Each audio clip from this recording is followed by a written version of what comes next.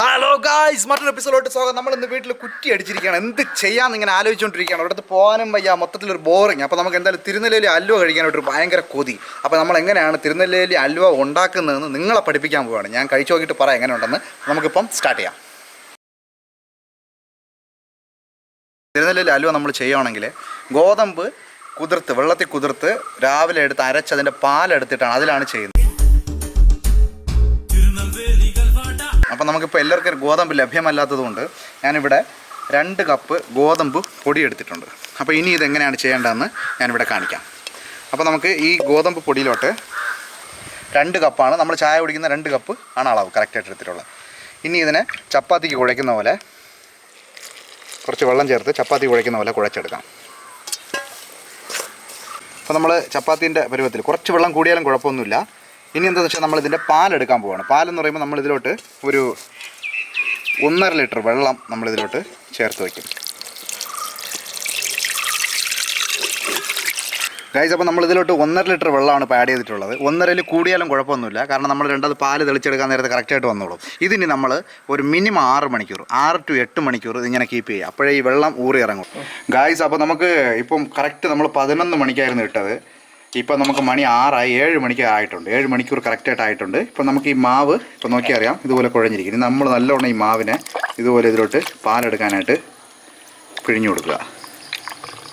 അപ്പോൾ നമുക്ക് നോക്കിയാൽ അറിയാം, നമുക്ക് ഈ മാവിനെ നല്ലോണം ഇതുപോലെ പ്രസ് ചെയ്ത് കൊടുക്കുമ്പം ഈ പാലിങ്ങനെ തെളിഞ്ഞ് വെള്ളം കണ്ടേക്കും ഫുള്ളും പാല് പോലെ ആയി. ഈ പാലാണ് നമ്മൾ എടുക്കേണ്ടത്. കൈസ്, അപ്പോൾ നല്ലവണ്ണം ഇതുപോലെ വന്നിട്ടുണ്ട്. കുറച്ച് കൊത്തുണ്ട്. ഇതിനെ നല്ലവണ്ണം ഒന്ന് അരിച്ചെടുക്കാം. കൈസ്, അപ്പോൾ നമുക്ക് നേരെ ഉരുട്ടി തുടങ്ങി. നമുക്കിനി ഇതിനെ പാലിനെ തനിയായിട്ട് അരിച്ചെടുക്കാം. നമ്മൾ നല്ലവണ്ണം ഇതുപോലെ അരിച്ചെടുത്താലും ഇതിൻ്റെ കൊത്ത് കുറച്ചൊക്കെ ഇതുപോലെ ഉണ്ടാവും. നമ്മൾ ആ കൊത്തൊക്കെ നമ്മൾ അതിൻ്റെ ബാക്കി വരുന്ന ഇതിനെ മാറ്റി കൊടുക്കണം. മാറ്റിയ ശേഷം ഈ പാലിനെ എന്താണെന്ന് വെച്ചാൽ ഇപ്പം നമുക്ക് കുറച്ചും കൂടെ ഉണ്ടരിക്കാനേ പൂർണ്ണമായി വന്നിട്ടുണ്ട്. ഇനി നമുക്കിതാ ഈ ഇരിക്കുന്ന പാലിനെ നല്ലവണ്ണം ഒരു ദിവസം രാത്രി മൊത്തം പുളിക്കാൻ വെക്കണം. അപ്പോൾ ഇനി പുളിക്കാൻ വെച്ചിട്ടാണ് ബാക്കി പ്രോസസ്സ്. അപ്പോൾ ഇനി അടുത്ത പ്രോസസ്സ് എന്താണെന്ന് നമുക്ക് രാവിലെ നോക്കാം.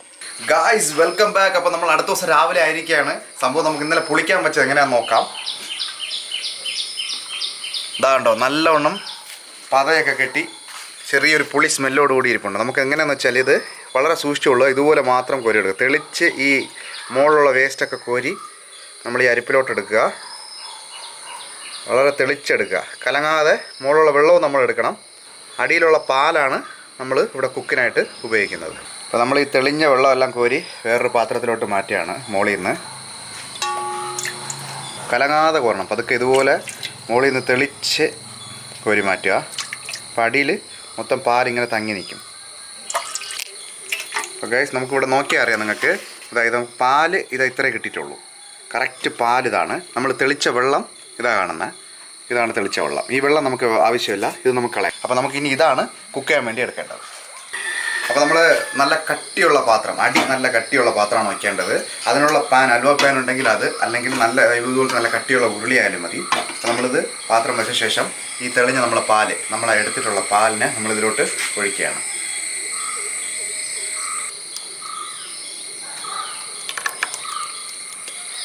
നമ്മൾ അടുപ്പിൽ വെച്ച് കഴിഞ്ഞാൽ നമ്മൾ ഇളക്കിക്കൊണ്ടേയിരിക്കുക, അല്ലെങ്കിൽ കട്ട പിടിക്കും. ഇങ്ങനെ കുറുക്കിയെടുക്കുക.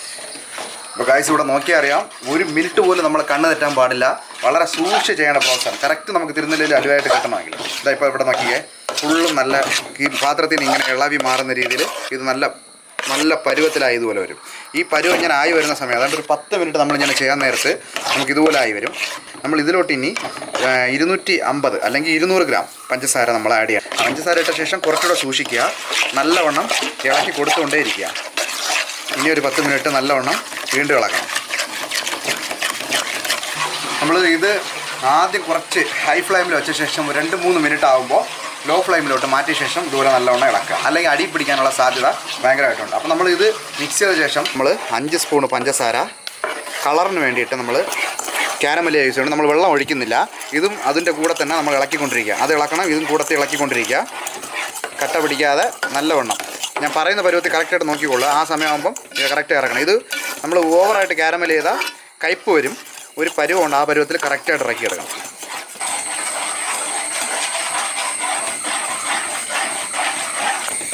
ഓട്ടോമാറ്റിക്കലി അതിങ്ങനെ കാരമലായി വരുന്നുണ്ടോ. സംഭവം നമ്മൾ വെള്ളം ചേർക്കാതെ തന്നെ ഇത് ഒരു സൈഡിലായിട്ട് ഇങ്ങനെ പിടിക്കാൻ സാധ്യതയുണ്ട്. അതുകൊണ്ട് ഇത് രണ്ടും നല്ലവണ്ണം ഇളക്കി കൊടുക്കുക. അതും പിടിക്കാതെ നോക്കണം, ഇതും പിടിക്കാതെ നോക്കണം. ഇതിപ്പം ലൈറ്റ് ബ്രൗൺ കളറിലോട്ട് മാറിയിട്ടുണ്ട്.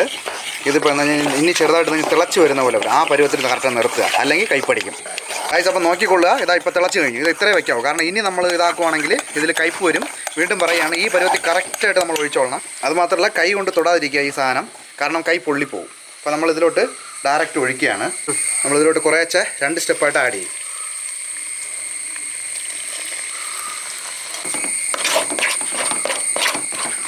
എന്താ കണ്ടോ, കളർ മാറി തുടങ്ങി. കുറച്ച് നമുക്ക് അലുവൻ്റെ കളറിലോട്ട് ആയി തുടങ്ങും. നല്ലവണ്ണം മിക്സ് ചെയ്യുക. വീണ്ടും നമ്മൾ കുറച്ചുകൂടെ കാരമൽ ആഡ് ചെയ്തു. ഇളക്കിക്കൊണ്ടേ ഇരിക്കുക. കറക്റ്റ് ഇളക്കില്ല എന്നുണ്ടെങ്കിൽ കട്ട പിടിക്കാൻ തുടങ്ങും അവിടെ എവിടെയും കയറി. അപ്പം അതാണ് ഇതിലുള്ള മെയിൻ വർക്ക്. അതാണ് എടുത്തെടുത്ത് ഞാൻ പറയാം. കാരണം 1 മിനിറ്റ് പോലും സൂക്ഷിക്കാതിരുന്നാൽ ഇത് തെറ്റിപ്പോവും.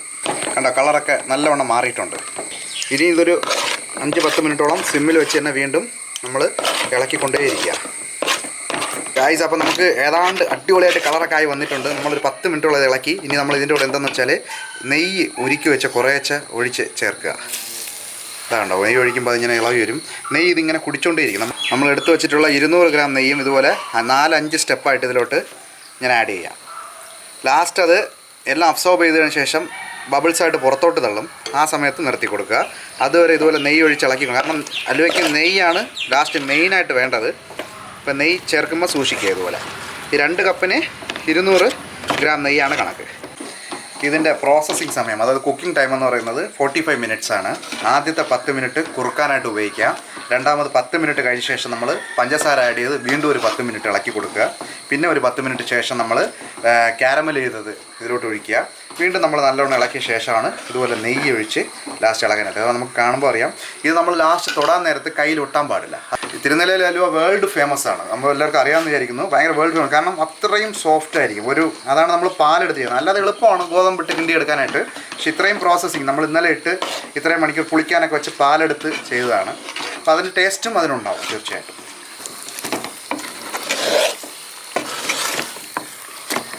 ഗൈസ് അപ്പോൾ നമ്മൾ ലാസ്റ്റ് എല്ലാം സെറ്റായി കഴിഞ്ഞു. അടിപൊളിയായിട്ട് കഴിക്കാൻ റെഡി ആയിട്ടുണ്ട്. ഇറക്കുന്നതിന് ഒരു 5 മിനിറ്റ് മുമ്പ് നമ്മളിതുപോലെ കാഷ്യൂ നട്ട്സ് വറുത്ത് നെയ്യിൽ വറുത്ത് ആഡ് ചെയ്യുക. ഞാനിവിടെ ഒരു 20 കാഷ്യൂ നട്ട്സ് മൊത്തമായിട്ട് ആഡ് ചെയ്യുന്നുണ്ട്. കാഷ്യൂ നട്ടും കൂടെ ആഡ് ചെയ്ത് കഴിയുമ്പോൾ നമ്മളതിൻ്റെ ഏതാണ്ട് പ്രോസസ്സിങ് കഴിഞ്ഞു. ഇനി നല്ലവണ്ണം ഇതൊരു 5 മിനിറ്റും കൂടെ ഇതുപോലെ സിമ്മിലാണ് വയ്ക്കേണ്ടത്.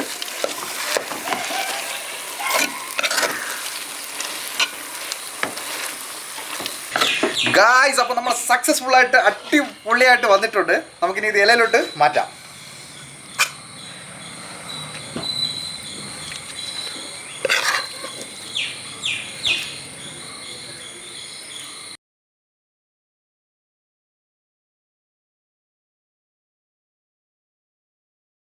ഗായ്സ് അപ്പോൾ നമുക്ക് അടിപൊളിയായിട്ട് സൂപ്പർബായിട്ട് അലുവ വന്നിട്ടുണ്ട്. ഭയങ്കര സന്തോഷമാണ്. നമുക്കിവിടെ നോക്കിയാൽ അറിയാം അലുവ ഇതാണ്ടോ. നമ്മൾ തൊടാൻ നേരത്ത് കയ്യിൽ നെയ്യ് മാത്രമേ വരികയുള്ളൂ. പക്ഷെ വേറെ ഒന്നും ഒട്ടിപ്പിടിക്കില്ല. അങ്ങനെ ഒട്ടിപ്പിടിക്കുകയാണെങ്കിൽ ആ പരുവം തെറ്റി നിർത്താം. അലുവ റെഡിയായിടേ, ഓടി വാ. അപ്പം നമുക്ക് അലുവ കഴിക്കാനായിട്ട് രാവിലെ ഇന്നലെ ചെയ്യുന്നതെന്ന് പറഞ്ഞപ്പോൾ ഇന്ന് തന്നെ രാവിലെ വരുമെന്ന് പറഞ്ഞിട്ടുണ്ട് ആൾ. അപ്പോൾ ഇവിടെ ഇത് മാത്രമുണ്ട്. നമ്മൾ രണ്ടായിട്ട് ഇപ്പോൾ കഴിച്ച് നിങ്ങൾക്ക് കാണിക്കാം. ബാക്കി പയ്യന്മാർ വരുന്നുണ്ട്. അപ്പോൾ രണ്ടാമതൊന്ന് കഴിക്കും. ഇതാണ്ടോ എന്ത് സോഫ്റ്റായിട്ടാണ് വന്നിട്ടുള്ളത്.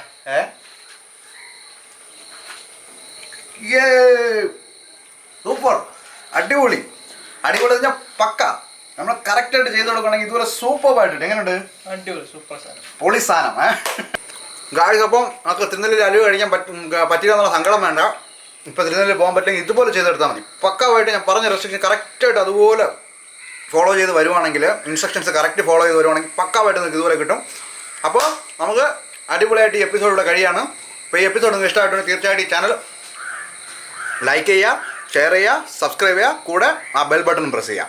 അപ്പോൾ ഇനി അടുത്ത എപ്പിസോഡ് കാണാം. Till then good bye from Rajith Thampi ഡുബുക്കോ.